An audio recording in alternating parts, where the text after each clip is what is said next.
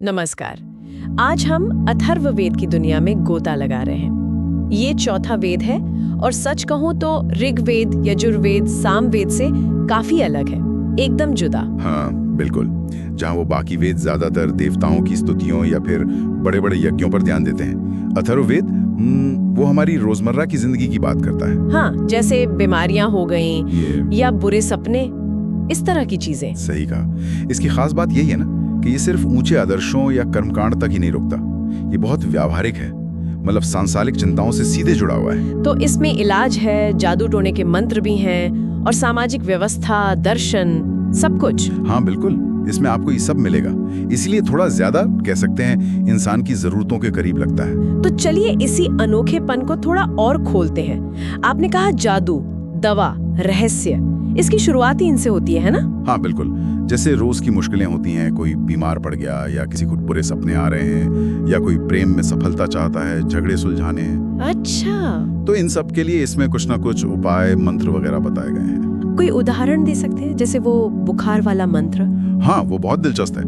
उसमें बुखार को सीधे सीधे संबोधित किया जाता है, जैसे हे ज्वर, यहाँ से चले जाओ। अरे वाह, मतलब बीमारी को एक बाहरी शक्ति की तरह देखा। हाँ बिल्कुल, जिसे मंत्रों से भगाया जा सकता है।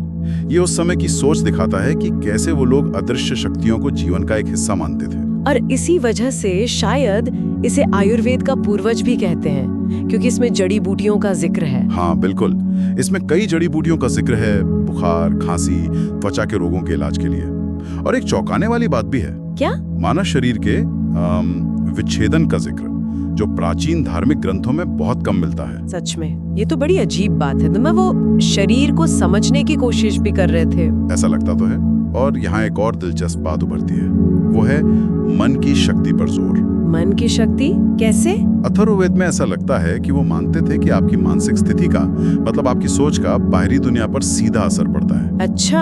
हाँ, इसीलिए जैसे वाद विवाद जीतना हो या अच्छा बोलना सीखना हो या फिर गुस्से पर काबू पाना हो, इन सब के लिए भी मंत्र और एक तरह से मानसिक अभ्यास दिए गए हैं। हाँ, वो एक मंत्र है ना, शायद इसी से जुड़ा हुआ, मेरी जीभ की जड़ शहद की तरह मीठी हो, मेरी वाणी मधुर हो। बिल्कुल वही।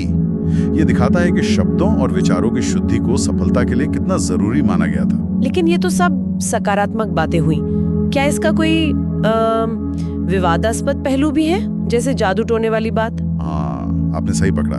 देखिए, इसमें शांति कर्म तो है ही, मतलब अच्छे कामों के लिए मंत्र, जैसे शांति, प्रेम, इलाज वगैरह कह सकते हैं। काला जादू मतलब शत्रुओं को नुकसान पहुंचाने या उन्हें भ्रमित करने के लिए मंत्र।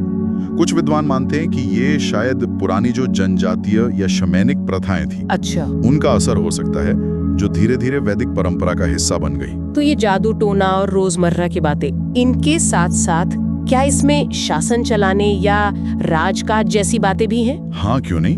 अथर्ववेद में आपको शासन कला पे, राजा की जिम्मेदारियों पर, यहाँ तक कि सैन्य सफलता और राजनीतिक एकता पर भी सूक्त मिलेंगे। अच्छा। हाँ, शायद ये चाणक्य के अर्थशास्त्र जैसे ग्रंथों के लिए एक शुरुआती प्रेरणा रहा हो।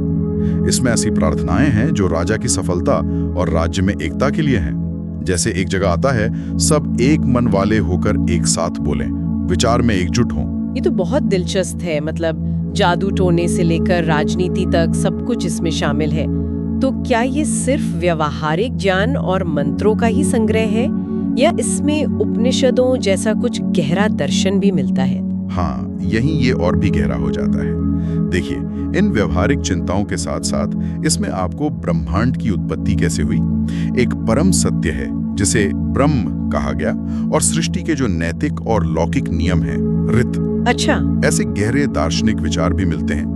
ये दिखाता है कि उनके लिए जीवन के छोटे बड़े पहलू और ब्रह्मांड के जो बड़े सत्य हैं, वो आपस में जुड़े हुए थे। लेकिन आपने पहले कहा कि इसकी जादुई प्रकृति की वजह से और शायद इन अभिचार मंत्रों की वजह से भी इसे हमेशा बाकी वेदों जैसा सम्मान नहीं मिला। मतलब कुछ लोग इसे संदेह से देखते थे। हाँ, ये बात सही है। कई जो पारंपरिक ब्राह्मण थे, वो इसे मुख्य वैदिक यज्ञों में शामिल करने से थोड़ा हिचकिचाते थे। उन्हें ये शायद थोड़ा अलग लगता था।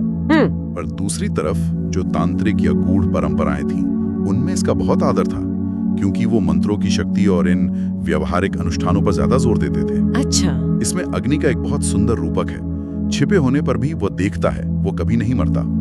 ये शायद हर प्राणी के अंदर जो एक शाश्वत आध्यात्मिक चेतना है, उसी का प्रतीक है। तो अगर हम संक्षेप में कहें, अथर्ववेद वैदिक साहित्य का एक बहुत ही अनूठा, थोड़ा रहस्यमयी हिस्सा है। इसमें जादू है, दवा है, रोज की चिंताएं हैं, शासन है और गहरा दर्शन भी है, सबका एक संगम। बिल्कुल, ये दिखाता है कि प्राचीन भारत में आध्यात्मिकता सिर्फ कोई ऊंची अमूर्त बात नहीं थी, वो जीवन के हर पहलू से जुड़ी थी। हाँ, दिव्यता का एक ज्यादा मानवीय, ज्यादा सुलभ चेहरा पेश करता है। सही कहा। और ये हमें सोचने पर मजबूर करता है कि ये जो प्राचीन ज्ञान था, ये सिर्फ अमूर्त विचारों का खजाना नहीं था।